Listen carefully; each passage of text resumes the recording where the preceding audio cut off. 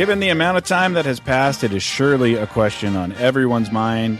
And unfortunately, folks, I am here to report that all good things must come to an end. We knew it was coming. Ladies and gentlemen, welcome to the fellowship. My name is Adam Absentee Hawk. He is Ryman. I forgot your name. It's been so long. Ryan, chairman of the board, Engle. If you're watching on YouTube, we do have a special guest, Dana Shapiro, back in the Dana. Love to hear it. And here we are, back doing the iPod broadcast for just the fourth time this year. And I know what you all have been thinking out there in TV land. Have we reached the end? Is it over? The final countdown. And as I mentioned at the top, yes, we have reached the end. I'm here to announce officially, and I thought I would surprise you with it to get a candid reaction. This is the end, a streak that actually extended into the years and consistently modeled sheer greatness is officially over. Of course, folks, I'm talking about the first loss I suffered this past weekend as head gaffer of my daughter's recreational football team. What a run. The first loss since October of 2024. And for those keeping score at home, and I know none of you have been keeping score at home. Nope. How could we? You don't show up. That's it. Yeah. You beat me to my own line. Yeah. Coming into this weekend, I hadn't lost as head coach in my last 18 games. Idang. 14 wins, 4 draws, 0 losses. The head coaching record that stretched across 3 different teams, the Ender Dragons, the Wolfpack, and now the Mambas, and included an undefeated season with the Wolfpack. So many games, not a single disappointing. There was a tie, though, right? So it wasn't truly undefeated? Well, I just said 14 wins, 4 draws over the last 18 games. Yeah, so it's technically undefeated. Haven't lost. But all those weeks, But there were games you didn't win also. No Just for the record. disappointing car ride homes, but that all changed this weekend. I would say a tie is a disappointing car ride home. Dana, why don't you weigh in? Jump in here. Let the people know. Yeah. Is a tie a disappointment? Well, I don't keep score. Well, you also don't talk into the microphone. Yeah, I don't keep score.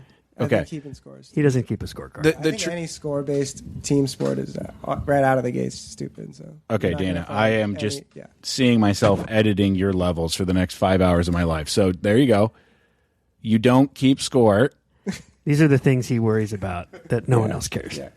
No, they do care because they can't hear him talking. It's kind of nice we have a soft-spoken guy in here. Yeah, we lead the show anyway. Yeah. Okay, so for those that couldn't hear, Dana doesn't keep score in life. No, yeah, a tie is a disappointment. Switching gears to something more adult. Today is April 20th. What does that mean to you, gentlemen? Time to spark one up. It's 4:20, and what a coincidence that you're here, Dana, the resident stoner of Nation Golf. What is your current relationship to marijuana? No topics on. What is your current relationship, Dana, to marijuana pot? Advocate. I like that word. You're an advocate. Is advantageous? Does that work there? Not a word, but that's okay. Yeah, sounds good. It's advantageous for Dana Very advantageous. to use marijuana pot. What's your relationship, Ryan, with marijuana pot these days? I'll hit a little gummy every now and then just to wind down in the evening, help myself sleep. Yeah. I think you had the best take in iPod broadcast history when you said marijuana pot has become so strong and so paranoia-inducing and such a scientifically engineered experience that mushrooms have made a comeback. Yeah. I guess after all those years, dare to keep kids off of drugs. I think they were right. It is a gateway drug. It's the gateway to mushrooms. Yes. Dana, your thoughts? On what? On what we're talking about. Yeah. Yeah, advantageous, of course. Yeah. Well, you also have the advent of the microdose. Ooh, microdose. You bring down the bar for mushrooms. It's gonna. That helped too. I see where his argument's going there. Yeah, help him fill it in. Well, it's like, because of the microdosing, that also helped with the mushrooms making a comeback. But I think people leaned into the microdosing of hallucinogenics due to the fact that marijuana pot became a hallucinogenic. Essentially. Yeah.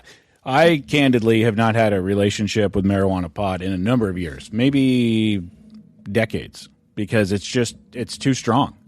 I don't need any bud that is growing orange hairs and looks like someone just dumped a bunch of salt on it. But if you're walking around the U.S. Open at Torrey Pines, take it easy. Little white baggie wouldn't scare you either, would it? Yes, it would. Oh, okay. Yeah, nice try though. Yeah. Okay, this is a family show. Family show.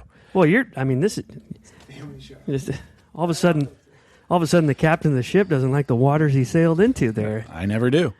You got back from the powwow? Powwow. Indian Wells member guest. You're the chairman. I did not attend the powwow. Second year in a row, I've taken the powwow off. 2 years ago, your partner was Matthew Club Drive Shadbolt. Yeah. And this year, your partner was Tommy De La Soul. Yep. It was unbelievable, unforgettable experience. Tommy and I share so much of the same love and passions of the history of desert golf and just the greater Coachella Valley and the energy field that is out there. Dana knows it very well too. But Tommy and I, we grew up in parallel universes out there and had similar upbringings with our grandparents and him over at Lakina Country Club and myself at Indian Wells. And so it was just a long time coming. He always was Mr. Tom Evans' partner. But Tom recently resigned from the club. They sold his house and he moved. And Tom actually played in the powwow as Toby's partner. So that was cool to see him there. Went full circle, but Tommy was my partner this year, and we had a ball. We didn't play very well, but didn't get mad once, and we just soaked it up. And for me, who's trying to enjoy the tournament as well as help run it, it really alleviated a lot of pressure and kind of stress having him as my partner. So it was a great week. Went smooth. It was kind of a test to see how the tournament would go, coinciding with Masters Week, and I got to say, having the Masters be a total dud this year, that really helped the powwow and myself. So you love to see that. What do you mean it was a total dud? Well, the course looked a little fried, and no one played well enough to make it exciting over the weekend, which is what you really want from the Masters. So you don't think Cam Young played well enough to make it exciting? Not in the final round. Mm-hmm. Mm-hmm. Right. Yeah. A lot of wet blankets out there on Sunday. Your powwow started on Wednesday. Masters started on Thursday. So what was the scene like at the club on Thursday when people were coming in from their afternoon round and the Masters was on in the clubhouse? Yeah, it was on, but guys are looking at it and stuff, but the powwow is such a social atmosphere, and the way we've structured the competition where you're playing the field and the division, that your specific 9-hole matches are less cutthroat because you're not playing the guys across from you. You're playing with them. And so from the jump, from the check-in party, we got a full display out there, Bloody Mary bar, music going, like patio furniture, breakfast, and then coming in for lunch on the go, but coming in for the shindig at night. We had a party every night, dinner party. And it was just like there's so much going on. There's so much socializing that it's kind of in there. You're looking at it. I noticed guys are checking scores, but it's probably just to keep up with their bets and stuff. But there's just so much good going on that you're not really distracted with what pro sports has become a distraction to your real life, Adam. Well said. Dana? Nice shot fired across the bow. I think we should go to you first. Do you think pro sports are a distraction to my life? Is that what you were getting from that? I didn't get a shot across my bow. You did. I'd like you to respond. What was the shot? What? Pro sports are a distraction to your life. Yeah, I'm allergic to pro sports. Now, but yeah. We all used to be on the sauce. Yeah. And now we're not. And when you get off the sauce of pro sports, I hate to ever look down at anybody else. I really do. Oh, I'm not looking down. I'm just praying for those who are still caught up in the false identity of what pro sports is. Yeah, and that's what I'm getting at is I wish that I could help grown men free themselves from the enslavement of caring about professional sports. How are the Mariners doing? Dana? What a great question. Thank you for asking. Yeah. I actually have not started following them yet this season. Right. I'm not going to tune into mile 2 of a 26-mile marathon. I'll wait. Do you love it? Yeah. Someone did tell me that a Los Angeles Angel of Anaheim named Joe Adell robbed 3 Mariner home runs in one game. And so I did watch that, which was very impressive and depressing. It was a 1-0 game in which... Why was it depressing? Because my identity's wrapped up in pro sports. Ask and you shall receive, Dana. Yeah.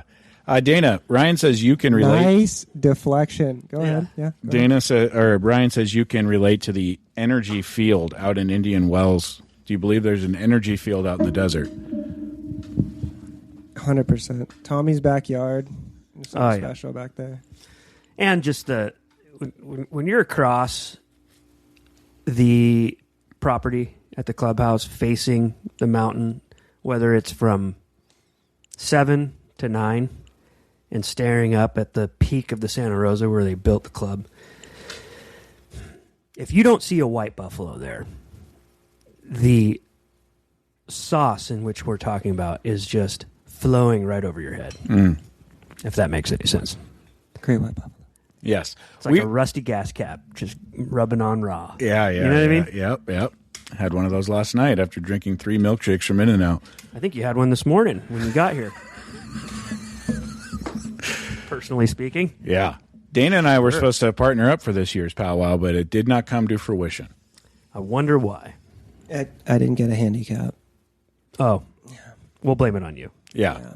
Dana was supposed to sign up for a membership so he could get a handicap, and then we would have been there, but he didn't, so no powwow for me. I would bet that 100% chance you wouldn't have signed up. Last time I played golf was at Newport Beach Country Club. You've called that the Desert by the Sea. It's the Des by the Sea. Great track. Yeah. Great track. A lot of charm. Played with Jordan Borat, a.k.a. Vintage Golfwear. Do you know Jordan, Dana?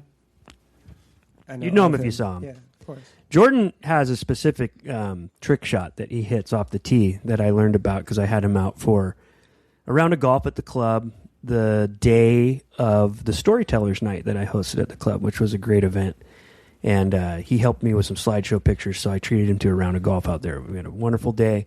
Played with a good friend of mine, member at the club, great golfer, Joe Lanning, and he had a friend who was a big fan of the brand, and so we set up this round, and we had a wonderful day. On 18, on the Cove course, Jordan selected driver, and he hit a 180-yard drive, but it went 180 yards right. Actually missed... The clubhouse? He missed 8 green from 18 tee box. So anyone familiar with the Cove course knows that very hard shot to hit. Yeah. I was thoroughly impressed. We love you, Jordan, but hell of a trick shot. Jordan's a good guy to play golf with. Yeah, good vibes. Yeah. Great vibes, actually. Love playing golf with him. He, I think, suffers from anxiety of playing with people he doesn't know. So he told me he was up all night the night before, worried about these 2 other people we were playing with. Boy, can you relate to that? Used to be able to relate to that. Sure. I'll tell you what's gotten me out of that is you just play golf with people you don't know more and more, and you just get over it. And you realize no one really cares what you're doing. How many rounds of golf have you played this year? 4? Maybe. 4. Boy, you're really working on it, huh? Yeah. Well, I don't need to anymore. It's already solidified in my mind. I don't care about other people or getting nervous to play golf in front of them. It doesn't matter. The people don't care. They care about what's happening with their ball. Did you just nod yourself right at that microphone? I did. Yeah, very good. Shot an 86 at Newport Beach Country Club. Another humble brag. Yeah. Well, thank you. That like a clean 0 Was it a clean card? mulligan, Debatable. 0 I did tell a story about you while we were out on. I did tell a story about you while we were out on the Cove. We were on 8, that same spot, but we were playing it, not picking up Jordan's ball that missed the green. And I was like, everyone drove it a little left, and I was like, man, I don't know what it is about this hole, but there is a freaking magnet over there, you know? And I was like, you should have seen it out here. The first time I had Hawk out here on the Cove course, he absolutely Thanksgiving gravy smothered a 5-wood left into the neighborhood. The ball was so violently out of bounds that he hit another one. And we get up there, and it was 2 inches from the hole. So this thing rattled around the neighborhood hit God knows what, and kicked back into the course onto the green. Like, he had maybe a 6-incher. And I was like, holy crap, dude, go whap that in for eagle, dude. And he's like, I've never had an eagle before. I'm nervous. And I was like, oh, my God.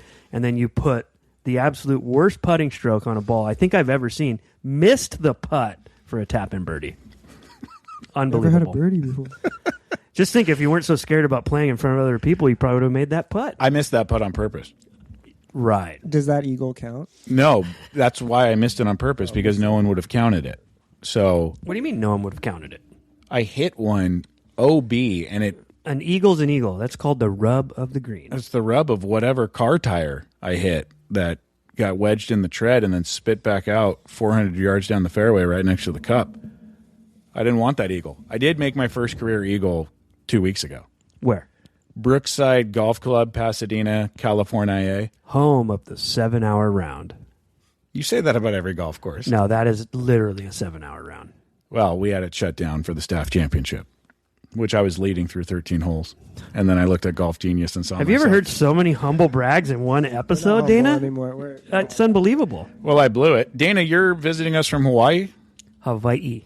Yes. Where do you play your golf out there? The Kona Country Club. Nice. Is that like Costa Mesa Country Club, where it's public, but they just didn't drop the country club name? Yeah, yeah. That's nice. I love those places. Yeah. They're like, screw you. That's the name. Like Catalina Country Club? Yeah. Yeah. It's what are you going to do? You got to make plans. Have you played Catalina Country Club since the debacle of the Derby? I have not. Oh, no, I have. Yeah, I have. One time. We had fun. Nice. Yeah. Good spot. It's a great spot. But, that being said, I think it all happened for a reason because, truth be told, the past few years of even our Desert Classic, we've noticed that the field's growing in age a little bit, Adam. Yeah. And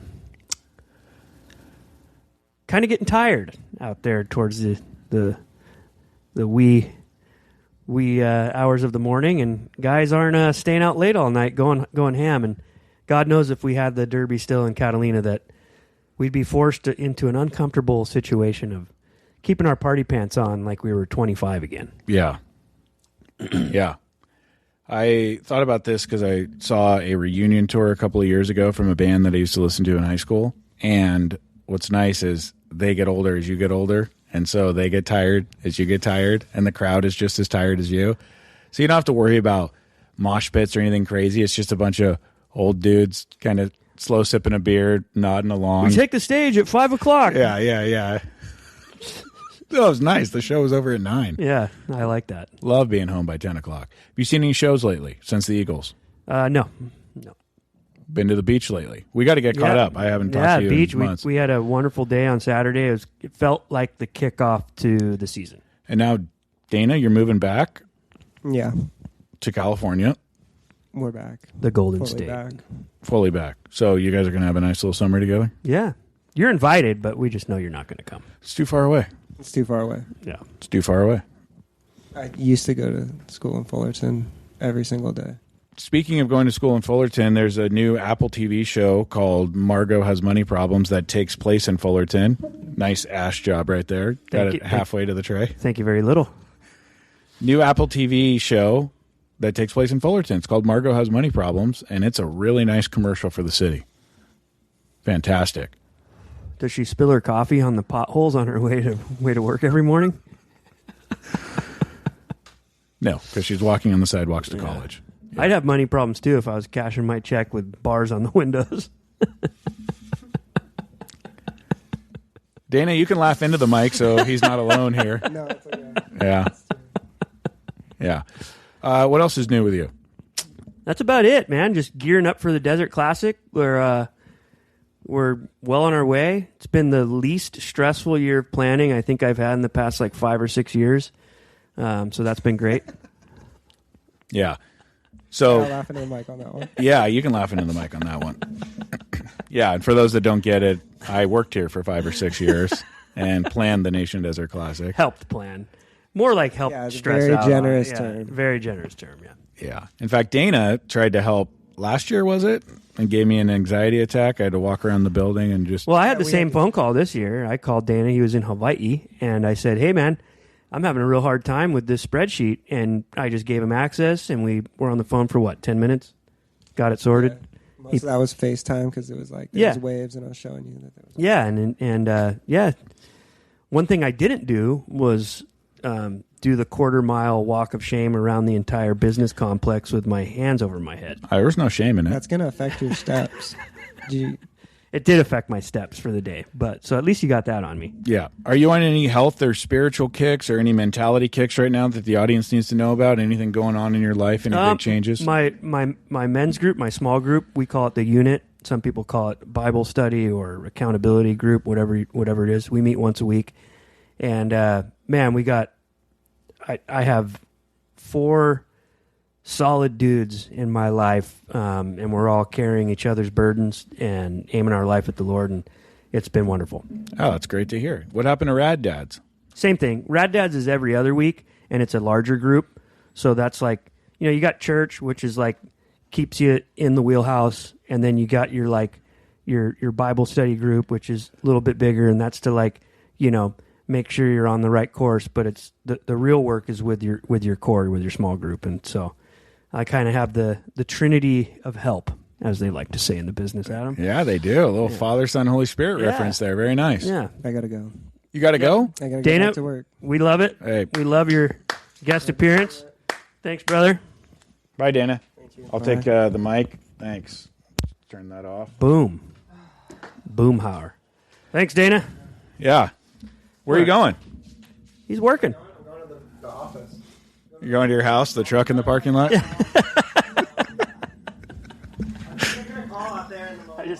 I just asked on the ground again. Yeah. All right. We'll see you later, Dana. That's Dana Shapiro, ladies and gentlemen. The great Dana Shapiro. Yeah.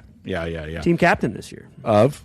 Nation Desert Classic. Oh, wonderful. We announced the captains this week, and I got a text this morning from Sean Busby, and he said, "I'm not a captain." Not this year, pal. Wow. What happened? How come Busby got I'm demoted? just spreading the love. I got a really nice email from Mr. Conte because I gave him some captainship this year, and he was very appreciative of it. Yeah. Andrew Conte, definitely deserving of that. He's a guy that's made the trip, I think, 4 or 5 years in a row. He's bringing the whole family, and he gets it, and can't wait to see him out there. Yeah. I just greenlit this story for Magazine, the magazine that I'm the editor of, the magazine of the SCGA, and it's about this guy. He's 83 years old, and he's been bringing a group out from San Diego to the desert for 30 years. It's called the Palm Desert Invitational. And when I was listening to his story, there were so many parallels to your grandpa's tournament and the Nation Desert Classic. And this guy's got 45 years on me. So it's just cool to talk to a guy who's at the end of that line, the line that you've been on for 18 years and your grandpa was on for 30 years. And he said something very similar that your grandpa told you, which is it kind of starts to turn into a memorial after a while. There's always some guy that you're honoring who unfortunately has passed. But happy to greenlight that story. And I was telling the other team members of 4 Magazine, hey, the reason I want to tell this story is because of something you told me, and it's reminding me of Andrew Conte, that the Nation Desert Classic is not a tournament. It's a family reunion. Mm-hmm. And this guy I was talking about it said very, very similar things. And the reason Andrew's making me think of that is because there's a guy that you only see once a year. Yeah. And But it's the vessel. Yeah. And it's the time that you want to see him and the place that you want to see him. And Correct. yeah, all good stuff. So are you totally sold out? Uh-huh. 128? 128. 32 captains? 32 captains. Great. I need to book my hotel today. Good luck with that. I've got a company card. The prices have gone up. No, they haven't. Mm-hmm. Especially when you wait this long. For Desi's spot? Oh, yeah. It ain't cheap no more. What is cheap? Do you want me to put that on the... In-N-Out. Well, It's the only cheap spot. yeah. So I went to In-N-Out yesterday with the family after our soccer loss. And I told the kids, hey, after we finished, I'll be right back. We ate at the restaurant. And they're like, where are you going? I was like, oh, I'll be right back. And I ordered one of each, milkshake, chocolate, strawberry, vanilla. And I was like, this will be fun. I'll go back and do like a little taste test. I'll bring 12 straws. So 4 people each have their own straw for each milkshake. Nothing like sharing dairy. Yeah. Let's just all enjoy some milkshakes. Well, first off, my wife does not like milkshakes, which I think is impossible, but she doesn't, so she did not partake. And then my kids don't really have big sweet tooth, so they had like a sip each. So you just housed 3 milkshakes. Nice. So I'm going to out myself right here, right now. When I am probably undiagnosed lactose intolerant, and dairy just eats me alive. Doesn't stop you, though. No, because it's so good. Yeah. Ice cream is so good. Do you have any problems digesting ice cream? No. Okay. So what happens is I just get ridiculous stomach aches that can only be relieved in one way. Anyway, 1,000 square foot home, 4 people, Sunday night. Oh, yeah. Yeah, I was asked to leave. Welcome to the Santa Ana riverbed. Yeah. Anyway, when my wife went to put the kids to sleep and I went to bed at 9 o'clock, she came back from reading them stories and left the bedroom for the evening. Wow. Couldn't be in there. Yeah. I had to call just before we taped this podcast to apologize because I haven't talked to her yet this morning. Wow. So that was you this morning. And I apologized. And she has When are you going to apologize to me, dude? she has a massage booked in 90 minutes. Nice. Yeah. Yeah. Mina time. You love a Mina time. Yeah. So what were we talking about? Nothing's cheap. Everything's expensive. Oh, the hotels. Yep. Yeah, I'll get a hotel. Good for you. Do you want me to use the Wells Fargo account or the Chase account? Oh, not. Those are all Spoken for? blocked. Blocked. Yeah. Weird because I still can get into them. You can get into them, but they just don't work. Is that because there's no money or because you took me off the account? You're off the accounts. Yeah. Is that right? Yeah. So we'll have the committee have a look. We'll get back to you. I had dinner with a committee member recently, Yeah, I heard. Will Schwartz. Yeah. Yeah. We ate dinner in Burbank. He works there now, has a job out there in the land of Hollywood. Yeah, I was told that that you told Will that the podcast has been suffering due to my schedule, and I thought that was pretty funny. Oh, that's the truth. Oh, really? Yeah. I think I could pull up our text change and find 7 different times you've canceled. Uh-huh. Yeah. Yeah. Minimum 7. It's probably closer to 10. Do you have any desire to go to the Masters? No. You've never been. I've never been. You don't have any desire to go? And why is that? I have a desire to go play golf there. Look, we've said this many times, and I'm sure the Masters gives a great experience for the patrons. But if there's a place you want to go and watch the least amount of golf, it's a golf tournament. Right. And there's so much to see during Augusta Week or whatever you want to call it that I think the experience in that regard is a little overrated. So if someone gave you tickets to the Masters? yeah, like these guys are all, cheering themselves on by reposting their screenshots of being on TV because they sat behind 16 all day. And it's like, I don't want to sit behind 16 all day and watch those guys hit that same tee shot. That does not sound fun to me. Right. But that's just me. Before we got on the air, we were talking about the Masters.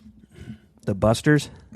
The Busters. Yeah. Not my favorite Masters tournament. Probably my least favorite. It has to be most people's least favorite. Well, 2020, the COVID year when they played in November. That doesn't count. All right, doesn't count. And then there were some champions like Sergio and Patrick Reed. Tough to watch. Yeah, but I mean, at least Reed played good to win. Right, played well. But this one for me, I want to be good. I want to be good. I want to do good.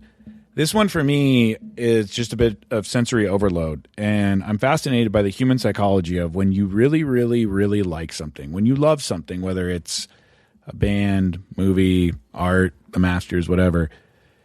There's this desire when you are kind of standing alone on this island of wanting as many people around you to understand how great the island is. And then when they all get to the island, there's a even stronger desire to get them off of that island.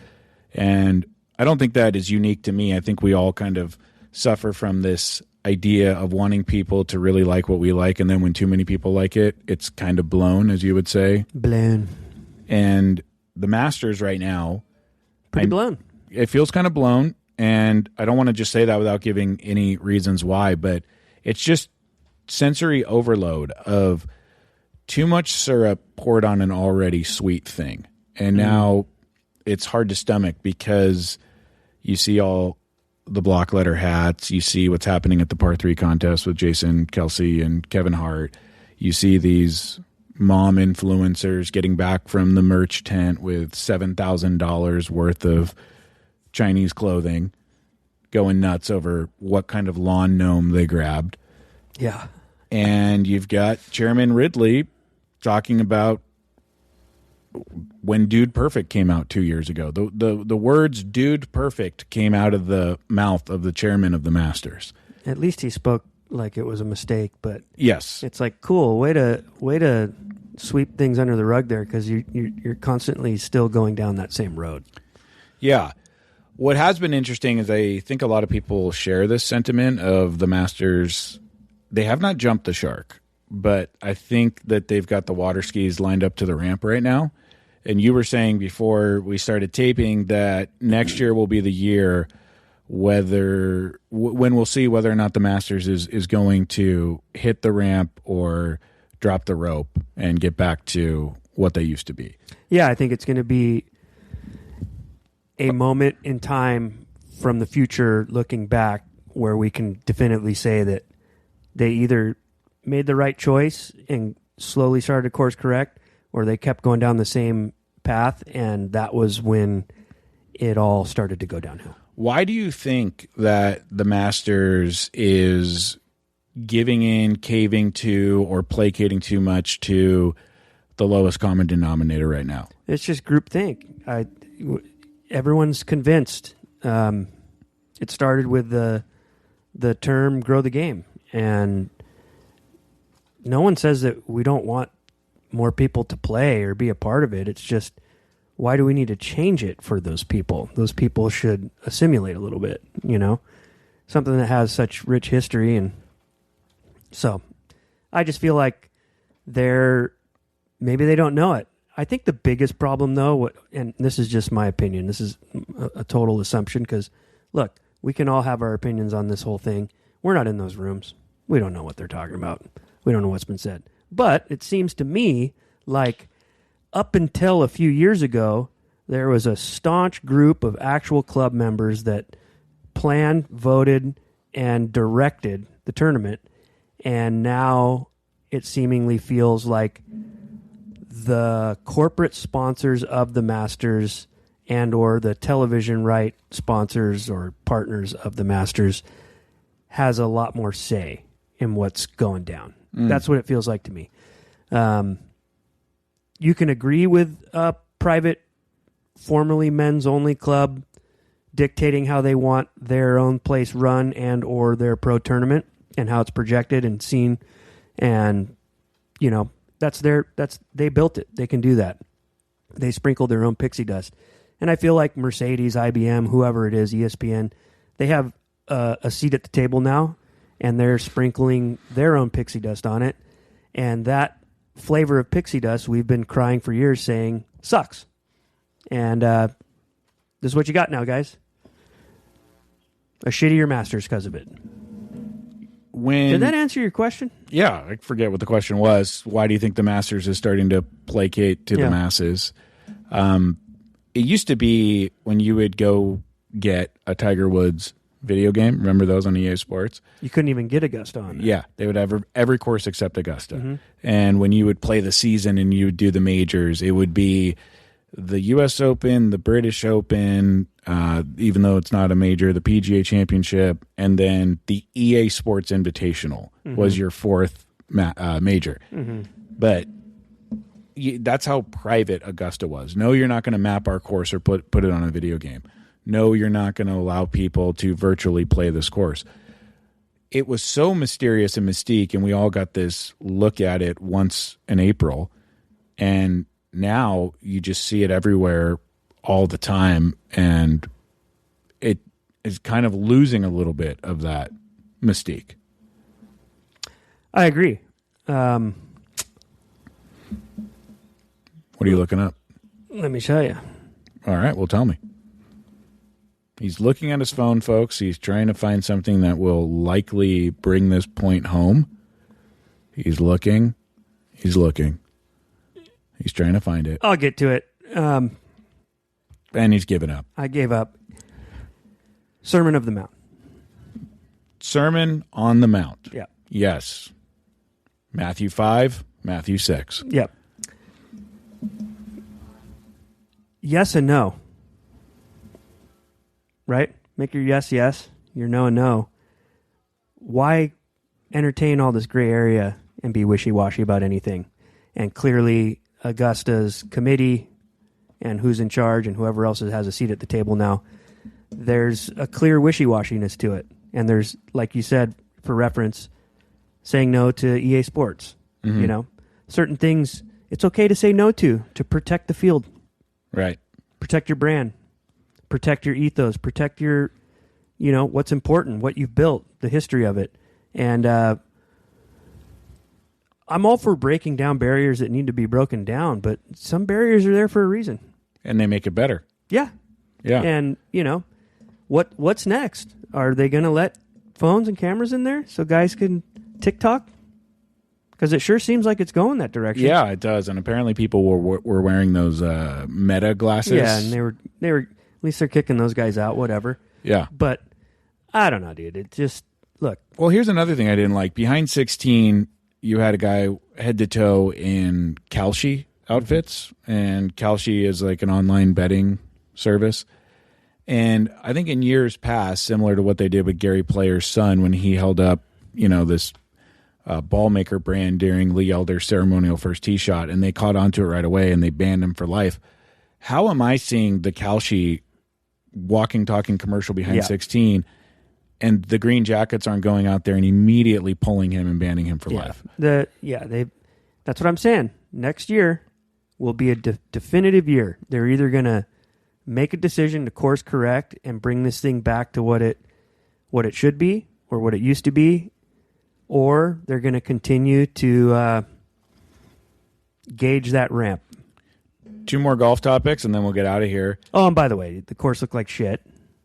Yeah, Augusta did not look great. It was fried. A lot of brown spots. Yeah, it was fried. And if it looked fried on camera, that means even with their color correcting and trying to hide it, probably looked worse in person. Why do you think they didn't have control of the golf? Just like everywhere, they probably had a really warm March. But, dude, when you got underground ventilation, brother, what happened there? Yeah.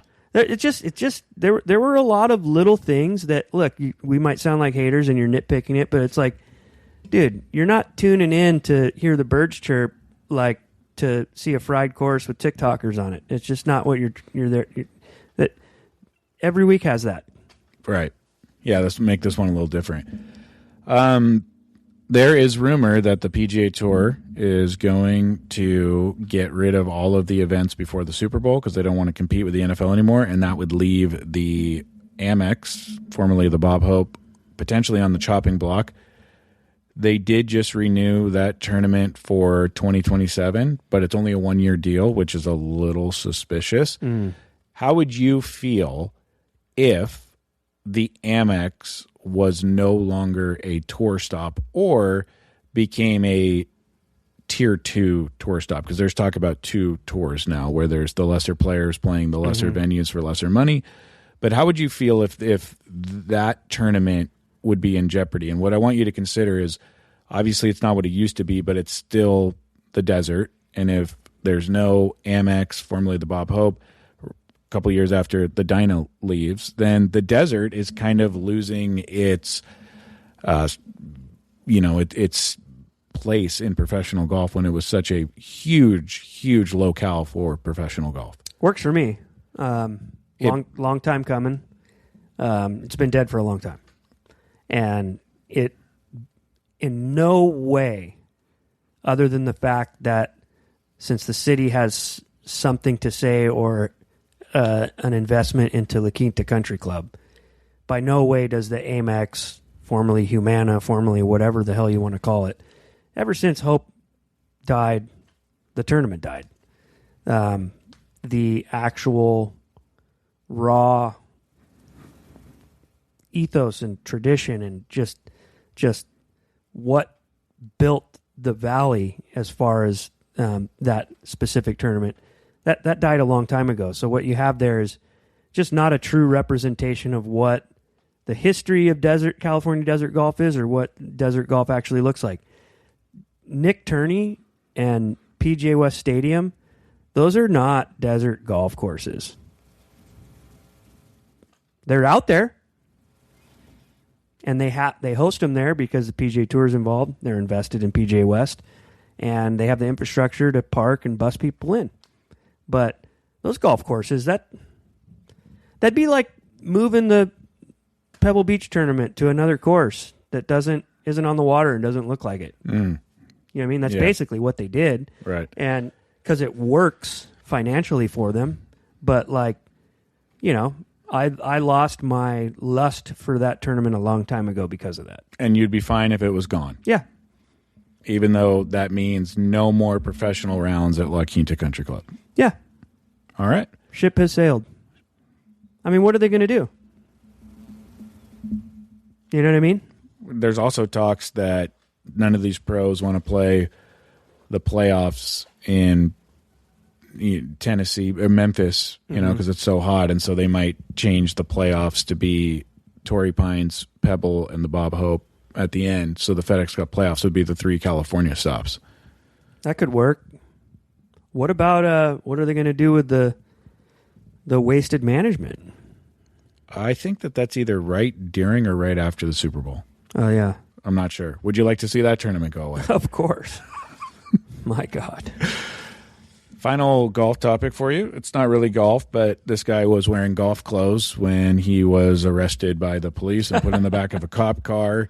Eldrick Taunt Woods with, by my count, his 4th incident with a vehicle. There was Thanksgiving, 2008, 2009.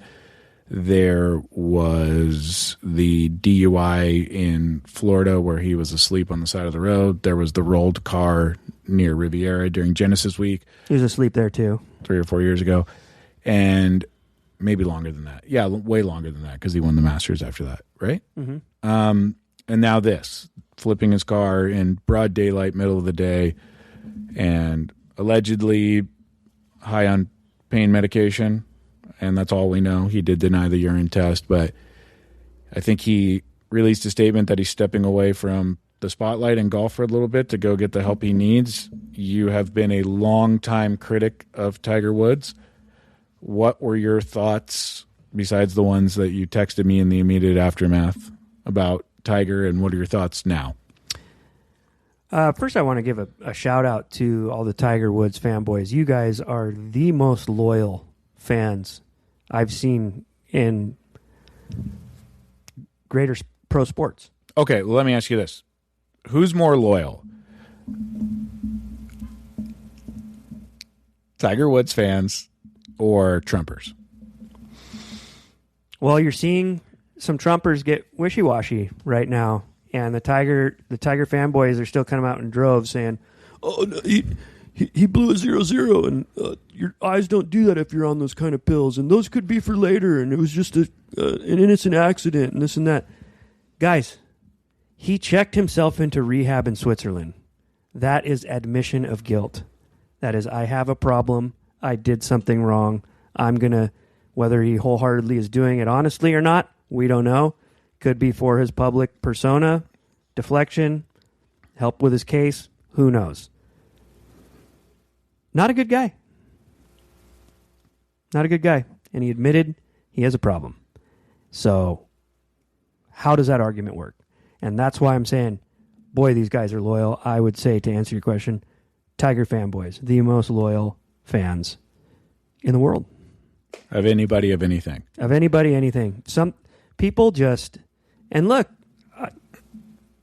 great golfer, was incredible to watch.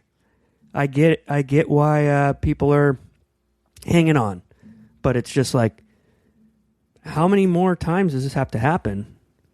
Like we spoke before the air, I was like, this dude's lucky he hasn't killed someone yet, and he's not in jail. Then what do you stick up for? Right. For some reason, that guy's been gifted of just like phantomly rolling his shit with no one around. You know, pretty lucky guy, if you ask me. What do you think his next move should be? I don't know. I mean, I was surprised there was actual real talks of him playing the Champions Tour, because I always thought that was beneath him. But I think he's actually a lot like Trump in the way where he is very conscious and cares very much about his own ego and his kind of perception, public perception. Mm. You know? Yeah. In fact, when he got...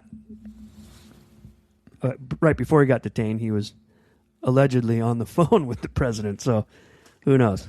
Well, maybe Trump... That's a weird flex. Yeah, maybe Trump could dress up as Jesus and heal Tiger. Did you see that tweet? Yeah, but, you know, the Pope's talking shit, you know what I mean? Well... And that's not the Pope's job to talk shit. And if you're going to talk shit, that's the last guy you want to talk shit to because he's going to win. Trump is one of the greatest shit talkers of all time. And I'll say this about Trump. I have a friend, Bryce, who is an incredible nickname giver. Like, he gave Extreme his nickname, which is a very... on the laundry list of nicknames he's given, isn't even that great of one. I love that nickname. Trump is such a good nickname giver on the fly, from the hip. That, I mean, love him or hate him, not endorsing anyone, not saying you should either, but you got to give credit where credit is due. Incredible on the fly nickname giver. You know what I would like to see Tiger Woods do? What I would like to see his next step be? And it could happen. It probably won't, but it could happen. I would love to see him channel his entire this massive following and influence he has and become a real force for good and someone that could be a spokesperson for the opioid epidemic in America. And he can come out and say, this drug is so addicting and it does not care who you are, how much money you have, what you mean to people. This is something that clearly is not meant to mix with our bloodstreams and our neuro connections in our brain. And I want to do everything I can and spend all the money I can on helping people beat this addiction, because rolling your car and going to jail and then jet setting to some celebrity rehab in Switzerland is something that the upper echelon of 1% get to do. Yeah, I mean, that sounds really cool, nice and feel good. But here's some compassion for the guy from a guy who doesn't like him very much. Clearly in pain, and from what it seems like, there's a lot of it. So yeah, kick the bucket of pills down the old stairway. I think kick the bucket means die. I know. But your pills will die, you know. You're killing your pill bucket. Yeah. And become the spokesman. My question would be, okay, you're not doing that anymore. You're being the spokesperson. What are you doing? Because you clearly need something for the pain. That much seems to be true. Just an assumption. So, would it be real? And can you trust him? Can you believe him? Is he even an honest person? What a great philosophical question. Do you need to trust and believe people that have good advice? Can somebody help you if they can't help themselves? I mean, technically, yes, they can. And I've said this to many. Sometimes bad parents are good parents too. Yeah. Because if the children has any bit of light in their heart, they'll be able to learn just as much from what not to do as they can from what to do. You're right. And so, you know, now that you say that, I realize that could be true. I just think for me personally, after everything and what he seemingly has portrayed himself as far as the truth goes in his public persona and what have you, I just don't know even if it was real, if I would buy it and pay attention to it. I would appreciate the fact that he's doing something good. So I would like that. But, I mean, trust him as far as I can throw him at this point. How far can you throw Tiger Woods? Not very far. I mean, he's roided out of his mind. So I'm sure whatever his body weight is, it's a lot more dense than it looks. I think technically the steroids probably really helped his 2 rollovers. Personally speaking, I think that he's rebounded nicely from that. So I don't know. Yeah. Well, your thoughts? Yeah, I'll give you my thoughts to keep it super serious before we get out of here. I've had this discussion with a few people, my kids included, recently about Cesar Chavez. Oh, yeah.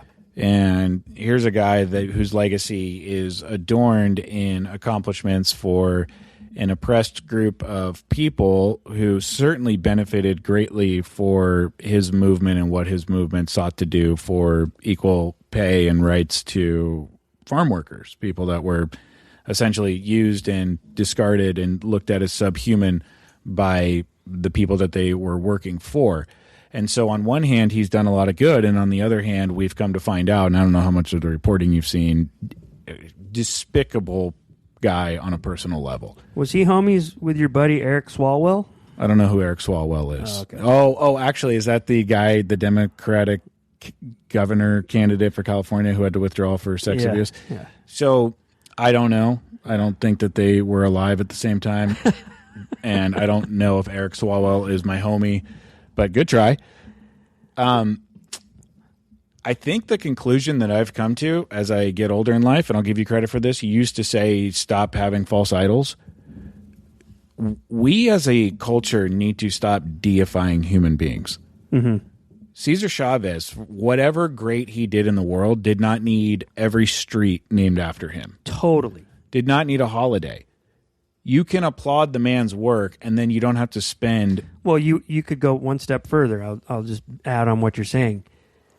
If that person was in his true spiritual identity, and those good things were what he only cared about doing, he would tell him not to put the street signs up, and he wouldn't accept these phony awards. There you go. So we have a habit of building statues and naming things after people, and what goes up must come down. And the thing is, what goes up is probably already more down than you know it, because people portray themselves in a certain way through their professional means, and then we don't know these people personally. Mm-hmm.